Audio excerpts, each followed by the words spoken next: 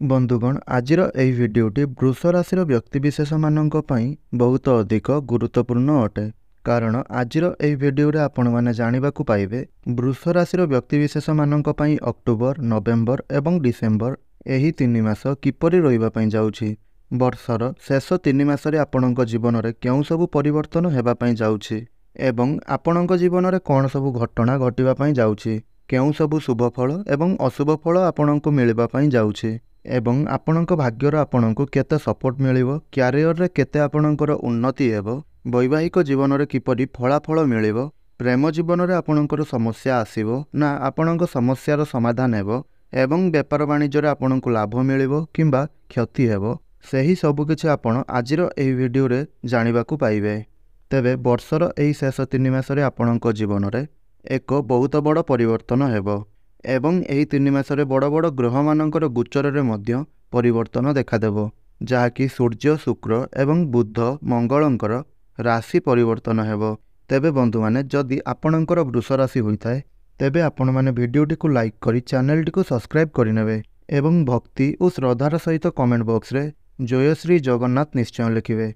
तेबे बंधुगण प्रथमे आसंतु जानिनेबा ग्रह मानकर स्थिति एही 3 मासरे आपण मानक पई किपरि रहिबो। तेबे बंधुगण राशि चक्रर 12टी राशि मानक मध्यरु द्वितीय राशिटी हेउछि वृष राशि। तो बंधुगण आपणकर प्रथम भावरे विराजमान अछंती गुरु एवं द्वितीय भावरे विराजमान अछंती मंगल एवं आपणकर पंचम भावरे विराजमान अछंती बुध, सूर्य एवं केतु, षष्ठ भावरे विराजमान अछंती शुक्र एवं दशम भावरे आपणकर अछंती शनि आउ एकादश भावरे विराजमान अछंती राहु। तेबे बंधुगण प्रथमे आसंतु जानिनेबा एही अंतिम 3 मासरे आपणकर स्वास्थ्य किपरि रहिबो। तो बंधु माने आपणकर प्रथम भावटी होइथाय स्वास्थ्यर भाव। बंधुगण वृष राशिर राशि स्वामी हेउछंती शुक्र एवं शुक्र वर्तमान निजर स्वराशि रे विराजमान अछंती एवं विपरीत राजयुगर निर्माण करुछंती। तो शुक्र वर्तमान आपणकर षष्ठ स्थान रे विराजमान अछंती एवं 13 अक्टोबर पर्यंत शुक्र आपणकर सही स्थान रे ही विराजमान करिवे। तो बंधुगण षष्ठ भावटी को कुंडली रे खराब स्थान बोली माना जाय थाए, कारण षष्ठ भावटी होइथाए रोग, ऋण एवं शत्रुर भाव।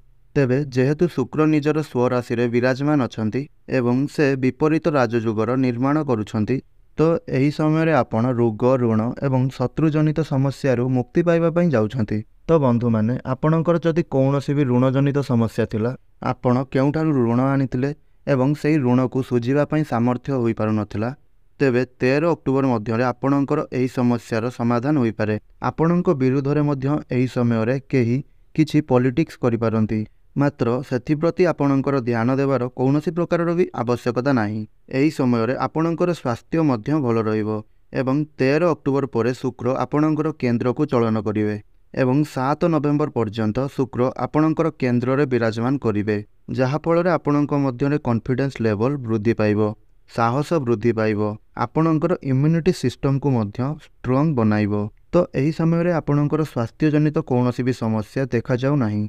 मात्र 7 नवेम्बर परे जेतेबेले शुक्र आपणकर अष्टम भाव को चलन करिवे, सेतेबेले आपणकु निजर स्वास्थ्य प्रति विशेष ध्यान देवार अछि एवं 7 नवेम्बर रु 2 डिसेम्बर पर्यंत आपणकु निजर स्वास्थ्य प्रति विशेष ध्यान देवार अछि। एही समय रे आपणकु बाहर खाद्य को संपूर्ण रूप से अणदेखा करिवार अछि। ठंडा जर भली समस्या मध्य एही समय रे देखा देई पारे। तो एही समय रे जेहेतु शुक्र आपणकर अष्टम भाव रे रहिबे, तेणु आपणकु निजर स्वास्थ्य प्रति विशेष ध्यान देवार अछि, कारण अष्टम भावटी को कुंडली रे भल भाव बोली माना जाय न थाए। पुणी 2 डिसेम्बर को शुक्र आपणकर नवम भाव को चलन करिवे, सेतेबेले पुणी थरे आपणकर स्वास्थ्य समस्या दूर होइजिवो एवं आपणकर स्वास्थ्य रे सुधार आसीबो। तो एही 3 मास मध्यरे जहाँकि 7 नवेम्बर रु 2 डिसेम्बर पर्यंत आपणकु निजर स्वास्थ्य प्रति ध्यान रखिबार अछि। एबे आसंतु जानिबा विद्यार्थी मानक पई किपरि रहिबो एही अंतिम 3 मास। शिक्षार्थी मानक पई किपरि रहिबो सेमानकर शिक्षा क्षेत्र। तो बंधु माने कुंडलीर पंचम भावटी होइथाय आपणकर शिक्षार भाव बा एजुकेशन रो भाव एवं आपणकर पंचम भावरे विराजमान रहिचंती बुध। तो बंधु माने एही 3 मास मध्यरु अक्टोबर मासटी आपण मानकर पाठपढ़ा पई सबुठारु अधिक भल रहिबो। मात्र जेहेतु आपणकर पंचम भावरे केतु मध्य विराजमान रहिचंती, तेबे आपणकर सबुकिछि भल हेबा परे मध्य आपणकर केउ आडे ना केउ आडे चिंता रहिबो, द्वंद्व उत्पन्न हेबो। केतु हेउचंती जणे मुंडविहीन ग्रह, अतृप्त ग्रह।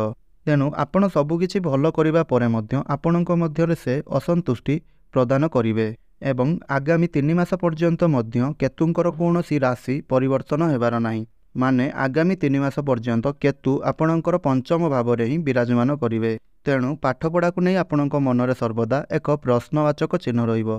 हेले एही अक्टोबर मासरे आपण मानकर पाठपढ़ार स्थिति बहुत भल रहिबो।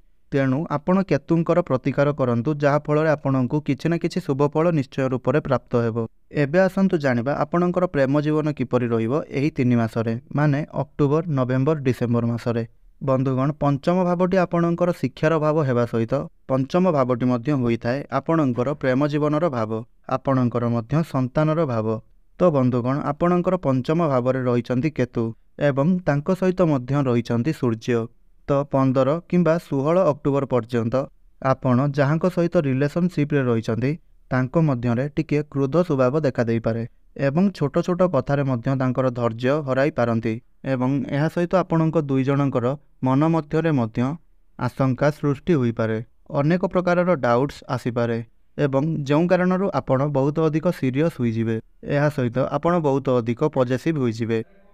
तो 16 नवेम्बर पूर्वरु आपण विशेष ध्यान दियंतु जे आपणଙ୍କ मध्यरे जेपरि कौनसी प्रकारर शंका किंबा डाउट्स न रहू। 8 किंबा 10 नवेम्बर पर आपणଙ୍କର प्रेम जीवन में सुधार आसिबो। आपणଙ୍କ मध्यरे भल पाइबा वृद्धि पाइबो एवं आपणଙ୍କ संपर्क में मधुरता आसिबो कारण बुध ग्रह आपणଙ୍କର केंद्र को चलन करिवे। तो एबे आसंतु जानिबा आपणଙ୍କର वैवाहिक जीवन किपरि रहिबो एही 3 मास मध्यरे।